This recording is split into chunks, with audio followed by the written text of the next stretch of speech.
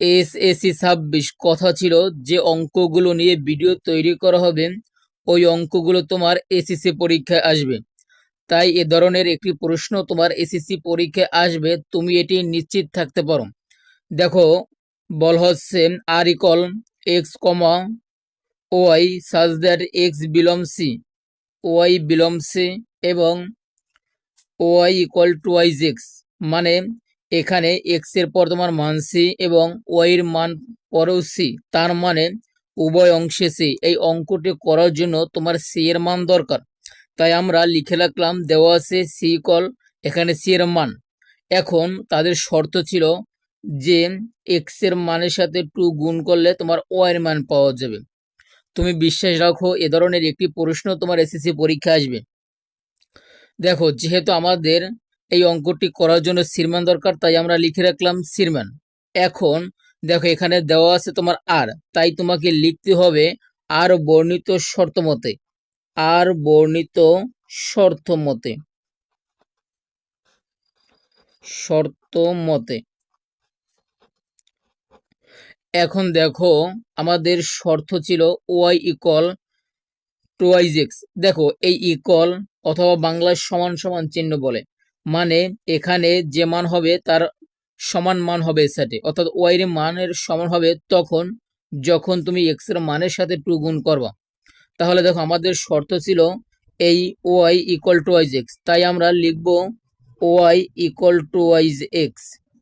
এখন কথা হচ্ছে আমাদের ছিল এক্স বিলং সি, তার মানে এখন তোমাকে লিখতে হবে যে এখন দেখো, এখানে এক্স বিলং সি এবং ওয়াই বিলং সি, তার মানে লিখতে হবে এক্স বিলং সি এর জন্য, এর জন্য আমরা y equal to y x এর বিভিন্ন মান বের করি, এর বিভিন্ন মান বের করি, লিখবা বিভিন্ন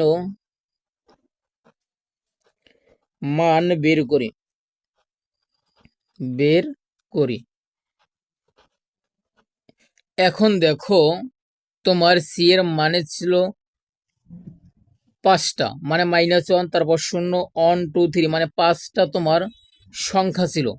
তার মানে তোমাকে এই 5টা সংখ্যার জন্য 5টি গড় এবং এক্স ওয়াই নামের জন্য একটা, মানে 6টা টোটাল গড় রাখতে হবে। তাহলে এখন তোমাকে 6টি গড় রাখতে হবে। তাহলে দেখো, আমরা প্রথমে 6টি গড় আঁকবো।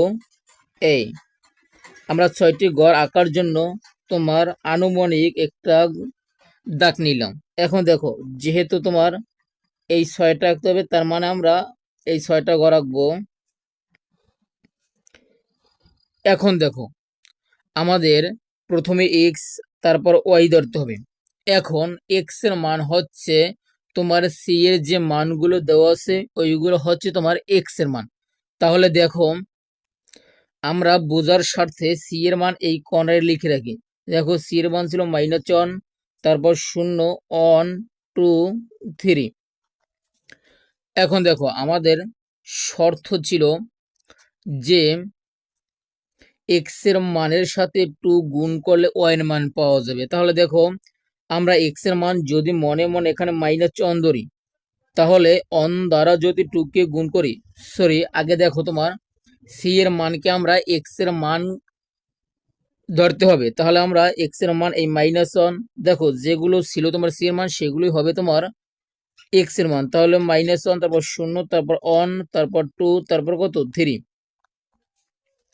এখন কথা হচ্ছে, প্রথমে এক্স এর মান ছিল -1, তার মানে তোমাকে এখানে এক্স এর মান -1 ধরতে হবে। তাহলে দেখো, যেহেতু 2 এর সাথে এক্স গুণ আছে, আমরা যদি 1 দ্বারা 2 কে গুণ করি তোমার হয় 2 এবং ছিল মাইনাস, তার মানে সামনে মাইনাস বসাতে হবে। এখন দেখো, তোমার তারপর কত 0 বসাতে হবে। দেখো, 0 যদি আমরা এখানে বসাই, 0 ধারা কোনো সংখ্যাকে গুণ করলে তোমার এই 0 হবে। তারপর কত 1 দ্বারা যদি তুমি 2 কে গুণ করো, তারপর ছিল 1, 1 দ্বারা এক্স এর মধ্যে যদি আমরা 1 বসাই, 1 দ্বারা 2 কে গুণ করলে তোমার 2 অক্ষে 2, তারপর 2 বসালে পরবর্তী মান 2, 2 বসালে হবে তোমার 4, তারপর 3 বসালে হবে তোমার এই 6। আশা করি তুমি বুঝতে পারছো।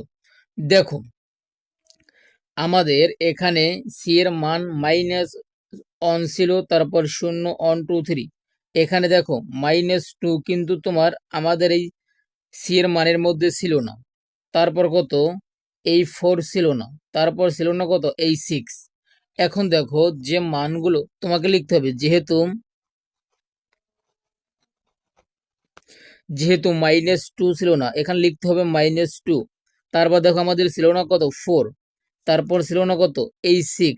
তার মানে এই মানগুলো আমাদের ছিল না সি এর মানের ভিতর, তাই এখানে বিলম্বের পর নট দিতে হবে। মানে এগুলো তোমার সি এর মানের মধ্যে ছিল না। দেখো যে মানগুলো তোমার সি এর মানের মধ্যে নাই, সেগুলো তোমার এখানে আর এর ভিতর থাকবে না।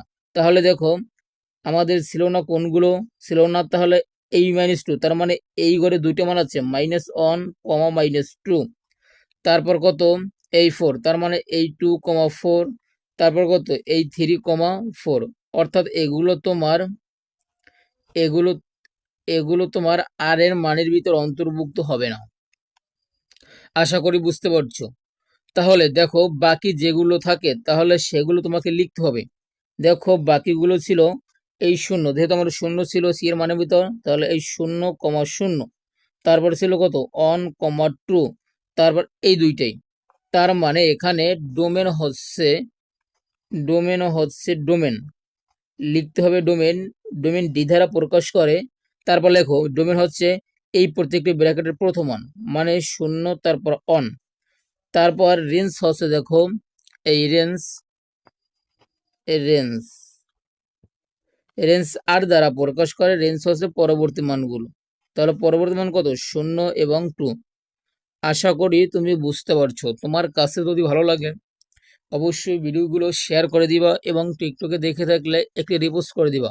কারণ তুমি যদি রিপোস্ট করো, তোমার দেখা দেখি অসংখ্য শিক্ষার্থীর কিছুটা হলেও উপকার হবে। খোদা হাফেজ, ভালো থাকো, সুস্থ থাকো, দেখা হবে পরবর্তী কোনো ভিডিওতে।